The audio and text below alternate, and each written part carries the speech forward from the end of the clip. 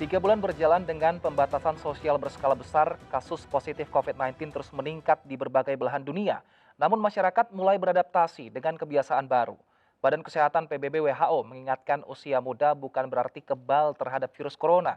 Justru anak muda menjadi salah satu penyumbang kasus corona tertinggi di beberapa negara. Hal ini dikarenakan usia muda adalah usia produktif karena harus meninggalkan rumah dan beraktivitas seperti sedia kala yang berpotensi menimbulkan klaster perkantoran. Selain itu, penggunaan masker menjadi kunci untuk menghindari terjadinya penularan virus corona. Namun faktanya masih ada masyarakat yang abai dalam menggunakan masker. Di Indonesia Bicara, juru bicara Satuan Tugas Penanganan COVID-19, Dr. Reisa Broto Asmoro, mengungkapkan pemakaian masker adalah kunci pencegahan penularan corona sebelum vaksin tersedia.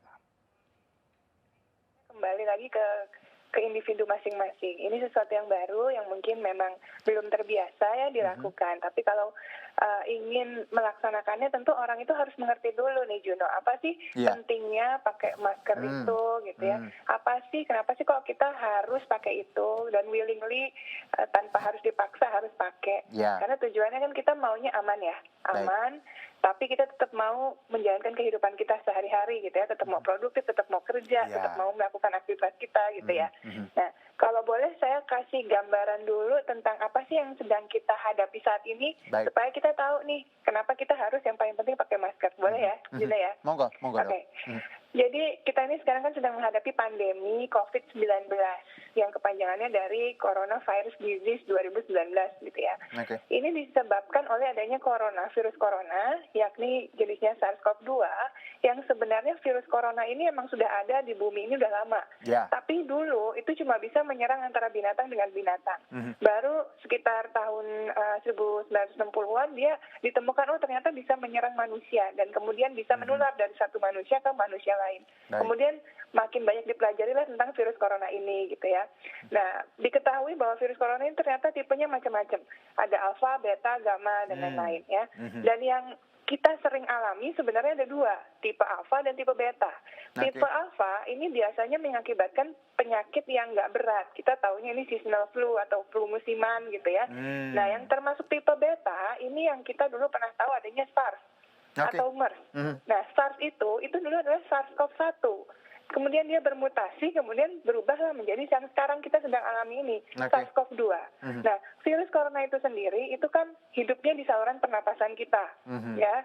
Dan karena dia hidupnya di saluran pernapasan, terutama saluran pernapasan bawah, yakni paru-paru, maka ketika ada inflamasi di situ karena ada infeksi, muncul cairan, ya, terbentuk cairan. Nah, cairan tersebut tentu mengandung virus. Nah, virusnya itu bisa keluar ya melalui cairan tadi, melalui mulut dan hidung kita, yang kita sebut sebagai droplet. Percikan yang bisa keluar ketika kita berbicara. Karena kita nggak sadar ya ada siraman-siraman rohani gitu ya, yang keluar kita kalau ngomong, kalau nyanyi, kalau bersin, apalagi kalau batuk, apapun lah kegiatan yang berhubungan membuka mulut gitu ya. Nah, ini yang disebut sebagai penularan secara langsung. Jadi dropletnya terpercik dan itu percikan itu bisa kemudian terhirup saluran orang lain atau kena ke saluran tempat masuknya virus, yakni mata, hidung dan mulut. Nah, ada juga kontak tidak langsung yang menyebabkan penularan antar manusia, yakni ketika si virus itu keluar melalui droplet, dia nyebar ke barang-barang yang ada di lingkungan kita, kemudian orang lain bisa pegang. Ini makanya airborne gitu dok, nyebutnya. Ini airborne, something yang... Enggak, kalau airborne itu tetap di udara, tapi dia partikel kecil sekali, jadi kurang dari 5 mikrometer. Itu makanya dia bisa bertahan, kalau misalnya nggak ada sirkulasi udara atau ventilasi yang baik gitu ya, dia bisa bertahan di udara. Tapi karena di lingkungan umum itu enggak biasanya. Nah, kalau dia kena barang-barang di sekitar segala macam, berarti kan kita harus tahu nih, sebenarnya sumber utama penularan dari mana sih? Dari mulut dan hidung. Ya, makanya solusi pertama kita untuk melakukan penyelamatan dan memutus mata rantai pandemi ini adalah dengan menutup sumber keluarnya si virus itu, yakni dari masker yang menutupi mulut dan hidung. Tujuan utama itu. Makanya seberapa pentingnya masker, ya sangat penting. Karena daripada kita lockdown seluruh aktivitas kita, yang kita lockdown adalah sumber penularannya, yakni mulut dan hidung. BNPB pernah menggunakan istilah yang agak menarik ya. Bukan keras, yaitu silent killer gitu. Karena memang anak muda ini punya tendensi kalau dia terkena COVID mungkin tanpa gejala atau asimptomatik. Nah, inilah mungkin yang kadang-kadang menimbulkan berbagai macam tafsir gitu. Pada saat kita mengatakan silahkan yang muda beraktivitas, ini sebenarnya bukan dilandasi oleh fakta bahwa yang muda tidak bisa terpapar ya, tetapi kemungkinan dia untuk kemudian mengalami gejala yang serius itu relatif jauh lebih kecil dibandingkan yang usianya lebih senior.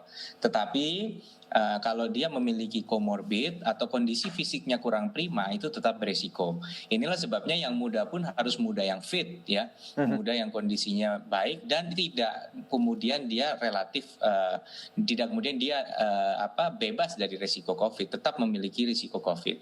Nah, inilah sebabnya tidak ada kemudian diabaikan itu yang namanya syarat-syarat menggunakan masker, jaga jarak dan mencuci tangan kepada yang muda juga harus melakukan. Tapi begini, artinya semua protokol ini ditujukan untuk meminimalisir. Tapi kita tidak bisa menjamin risiko itu hilang. Nah, kalau misalnya seseorang terkena, apabila dia usianya relatif lebih tua, memang ini kemudian kemungkinan mengalami gejala yang lebih berat itu lebih tinggi. Nah, inilah yang kita ingin melindungi. Kita berharap bahwa yang kemungkinan mereka apabila terkena atau terpapar itu tinggi risiko untuk kesakitannya, ini yang kemudian kita coba minimalisir exposure-nya di aktivitas sehari-hari. Angin segar muncul ketika dunia menemukan cara mengatasi virus corona. Salah satunya adalah melakukan pengujian vaksin. Pemerintah pun berupaya agar Indonesia memiliki peluang yang sama. Selain mendukung pengembangan vaksin dalam negeri yang disebut vaksin merah putih, pemerintah juga melakukan kerjasama dengan negara lain untuk menghadirkan vaksin dari luar, salah satunya vaksin Sinovac yang tengah dilakukan uji coba tahap 3. Di awal Desember, sebanyak 1,2 juta dosis vaksin corona jenis Sinovac tiba di Indonesia. Vaksin jenis Sinovac merupakan vaksin yang jadi akan langsung dikirimkan Bio Farma untuk disimpan. Kedatangan 1,2 juta dosis vaksin Sinovac disambut baik Presiden Jokowi. Hingga kini, pemerintah tengah mengupayakan 1,8 juta dosis yang akan tiba di awal Januari 2021, serta total 45 juta dosis vaksin dalam bentuk bahan baku. Jadi, kalau uji klinis fase 3, itu kan mesti multi-center. Baik. Kita bersama-sama fase 3 bersama-sama dengan Uni Emirat Arab, kemudian dengan Amerika Latin, yaitu Brazil dan Turki. Nah, itu hasilnya harus disamakan ya, antara Indonesia, Brazil dan Turki. Nah, kalau sama, baru nanti WHO akan mengeluarkan emergency use authorization. Atau kalau di Indonesia yang mengeluarkan adalah Badan POM. Ya itu tergantung mereka. Kalau dia bilang pakai kita bisa dipergunakan. Gitu. Kalau saya hanya uji klinis, yang punya wewenang adalah Badan POM dan WHO. Jadi sebenarnya ada proses lebih lanjut yang mungkin kita harus tadi siapkan ya Prof ya, BPOM dan WHO. Nah, kalau negara tadi Indonesia digabungkan dengan ada Turki ya Prof dan Amerika Latin, ini kenapa Prof hasilnya digabungkan? Karena kita populasi besar atau jenis vaksinnya hampir sama atau seperti apa Prof? Yang udah pasti kan pasti vaksinnya yang sama ya. Sinovac ini ya Prof ya? Ya. Dan aturan dunia mengatakan bahwa kalau fase 3 itu nggak bisa di satu negara. Harus di beberapa negara dan itu harus dibandingkan. Itu udah aturan komitmen global seperti itu. Jadi nggak bisa Indonesia bilang fase 3 udah selesai, nggak bisa. Harus dibandingkan dengan negara-negara lain yang udah juga fase 3. Baik, dengan kata lain bahwa ini kerjanya harus tadi paralel ya Prof ya, bahwa ada gabungan tidak hanya dari tanah air. Dan kita mungkin kita selesainya mungkin bulan, kan kita akan melapor emergency authorization. Nanti saya nanti bulan Januari ngelapor. Nah, kalau yang untuk Amerika Latin itu selesainya itu bulan November memang lebih cepat dia. Dia lebih cepat dari Indonesia. Iya, saya dengar juga Brazil ya, Prof ya, Oktober ya. Brazil lebih cepat daripada kita. Prof, dari bulan-bulan yang Prof sebutkan, ada Brazil, Oktober, dan beberapa negara lain ada November.